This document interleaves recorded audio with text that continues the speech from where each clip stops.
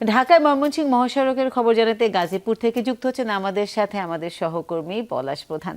পলাশ, শুভ সকাল। শুভ সকাল পলাশ, কি চিত্র দেখছেন একটু আমাদের জানাবেন। আমরাও জানতে আগ্রহী।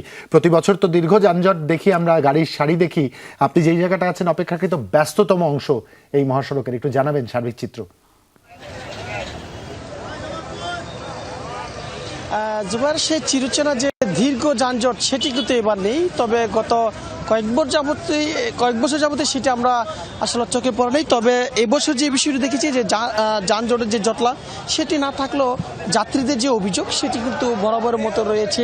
অর্থাৎ যেখানে ভাড়া ছিল 300, 350 বা 400 টাকার মতো, সেখানে কিন্তু ভাড়া নিচ্ছে প্রায় 1200-800 টাকা। এই ধরনের অভিযোগ গত দুদিন যাবতীয় শুনে আসছি। তবে আজকে ফজর নামাজের পর থেকে অর্থাৎ ভোররাত্রি থেকে যাত্রীদের চাপ কিন্তু কয়েক গুণে বেড়েছে। যদিও শিল্পাঞ্চল গাজীপুর গতকাল থেকে আসলে তাদের বেতন ভাতা দিয়ে ছুটি দেওয়া হয়েছে। আজকে যে অংশটুকু রয়েছে সকাল থেকে দেখছি আজকেও কিন্তু যাত্রীরা তাদের বিভিন্ন জেলা অর্থাৎ গন্তব্য যাওয়ার চেষ্টা করছে। যদিও গাজীপুর ঢাকা ময়মনসিংহ মহাসড়ক এবং ঢাকা টাঙ্গাইল যে সড়কটি রয়েছে সেটি কিন্তু দেশের প্রায় 31টি জেলার মানুষ এই মহাসড়ক দিয়ে আসলে তারা ব্যবহার করে আসছে।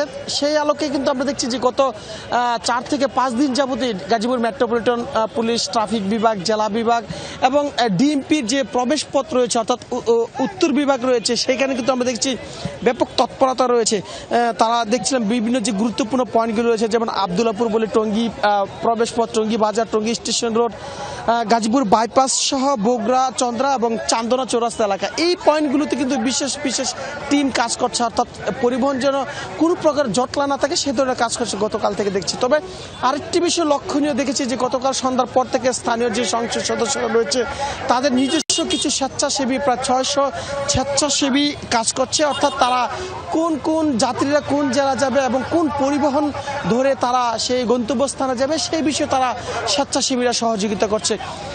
এই যে আসলে সহযোগিতা এবং তাদের যে কোন পরিবহনটি যাবে এটি তো রয়েছে, তবে এই যে পরিবহনের যে বাড়তি ভাড়া আদায় বিষয়টি এটি কিন্তু এখনো আসলে কোথাও আমাদের চোখে পড়ে নেই, বা প্রশাসনিক যে ব্যবস্থা সেটি কিন্তু আসলে আমাদের চোখে পড়ে নেই। তবে এই যে যাত্রীরা তারা কিন্তু বরাবর মতো আমরা যারা সংবাদকর্মী রয়েছে আমাদের কাছে এসে কিন্তু তারা বলার চেষ্টা করে, অর্থাৎ তাদের ভাড়া যে কয়েক গুণে বাড়িয়ে নেওয়া দেওয়া হচ্ছে। তারা বলছিল যে জ্বালানি যে তেল রয়েছে সেই দোহাই দিয়েই মূলত 3 গুণ, কখনো 4 গুণও তাদের কাছে ভাড়া আদায় করছে। জুবাইর।